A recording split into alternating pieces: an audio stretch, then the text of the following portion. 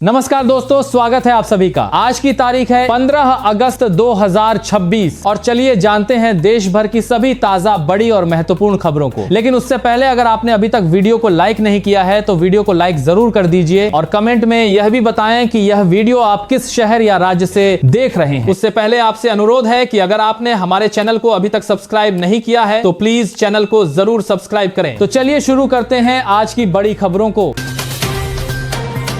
आप सभी देशवासियों को स्वतंत्रता दिवस की हार्दिक शुभकामनाएं। आज हमारा देश 80वां स्वतंत्रता दिवस मना रहा है। आइए इस खास मौके पर देश की एकता, अखंडता और तरक्की के लिए मिलकर आगे बढ़ने का संकल्प लें। जय हिंद, जय भारत। 15 अगस्त के समारोह में इस बार कई खास चीजें देखने को मिलेंगी। लाल किले पर प्रधानमंत्री मोदी तिरंगा फहराएंगे और देश को संबोधित करेंगे। ध्वजारोहण के बाद 21 तोपों की सलामी और हेलीकॉप्टर से फूलों की बारिश होगी। खास बात यह है कि इस बार लाल किले पर पहली बार वंदे मातरम का सामूहिक गायन किया जाएगा। समारोह की थीम विकसित भारत 2047 में युवा शक्ति की भूमिका रखी गई है और करीब 5000 विशेष अतिथियों को बुलाया गया है। अयोध्या के राम मंदिर में 15 अगस्त से पुजारियों की पोशाक में बड़ा बदलाव होने जा रहा है। अब रामलला की सेवा में लगे सभी अर्चक एक समान पीले रंग की रेशमी धोती और बिना सिला हुआ अंगवस्त्र पहनेंगे। गर्मी के मौसम में यही पोशाक रहेगी, जबकि सर्दियों में मौसम के हिसाब से ऊनी वस्त्र दिए जाएंगे, लेकिन रंग पीला ही रहेगा। मंदिर प्रबंधन के मुताबिक इस बदलाव का उद्देश्य पूजा व्यवस्था में अनुशासन, एकरूपता और धार्मिक मर्यादा बनाए रखना है। 15 अगस्त के मौके पर देश की सुरक्षा और सेवा में योगदान देने वाले 1057 कर्मियों को सम्मानित किया जाएगा। इनमें police, fire service, home guard, civil defence और जेल विभाग के कर्मचारी शामिल हैं। कुल 301 वीरता पदक दिए जाएंगे, जबकि 92 कर्मियों को राष्ट्रपति विशिष्ट सेवा पदक और 664 को सराहनीय सेवा पदक मिलेगा, जिन्होंने लोगों की जान और संपत्ति बचाने, अपराध रोकने या अपराधियों को पकड़ने में असाधारण साहस दिखाया। भरत तिवारी एनकाउंटर मामले में परिवार ने न्याय की मांग की है। बिहार सरकार ने परिवार के एक सदस्य को सरकारी नौकरी और आर्थिक मदद देने का फैसला किया है। हालांकि परिवार का कहना है कि उनकी पहली प्राथमिकता नौकरी या मुआवजा नहीं, बल्कि मामले में जिम्मेदार लोगों के खिलाफ कार्रवाई और न्याय है। परिवार ने दोषियों की जल्द गिरफ्तारी और कड़ी सजा की मांग की है। वहीं नौकरी और आर्थिक सहायता लेने पर परिवार आपस में चर्चा के बाद फैसला करेगा।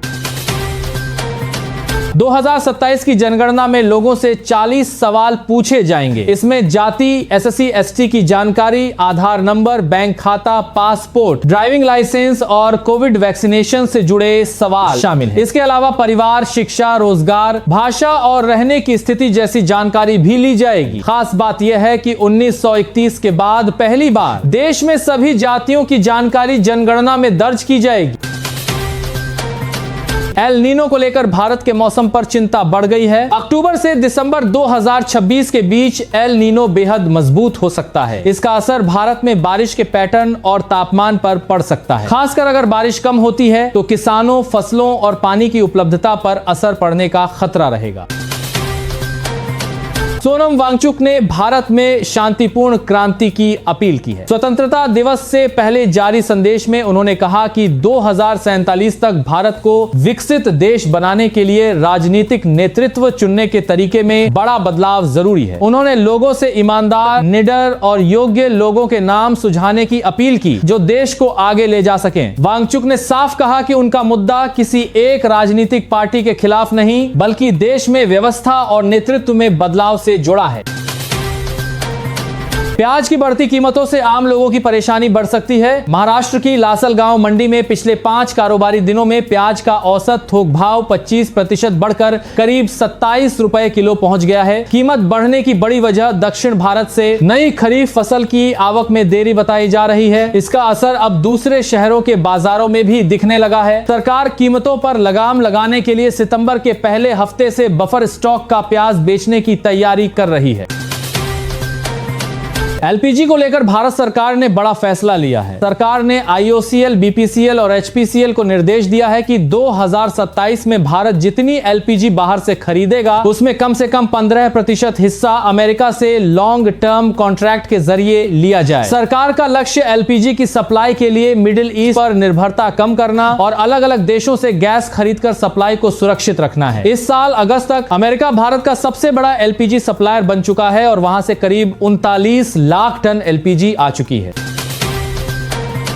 करूर भगदड़ के पीड़ित परिवारों को सरकारी नौकरी देने के फैसले पर सुप्रीम कोर्ट ने बड़ा आदेश दिया है। कोर्ट ने मद्रास हाई कोर्ट के उस आदेश पर अंतरिम रोक लगा दी है जिसमें तमिलनाडु सरकार के नौकरी देने के फैसले को रद्द किया गया था। सुप्रीम कोर्ट ने सुनवाई के दौरान कहा कि अगर किसी परिवार का इकलौता कमाने वाला सदस्य हादसे में चला गया तो सरकार उसके बेटे, बेटी या पत्नी को रोजगार देकर राहत क्यों नहीं दे सकती। करूर में सितंबर 2025 में हुए भगदड़ हादसे में 41 लोगों की मौत हुई थी।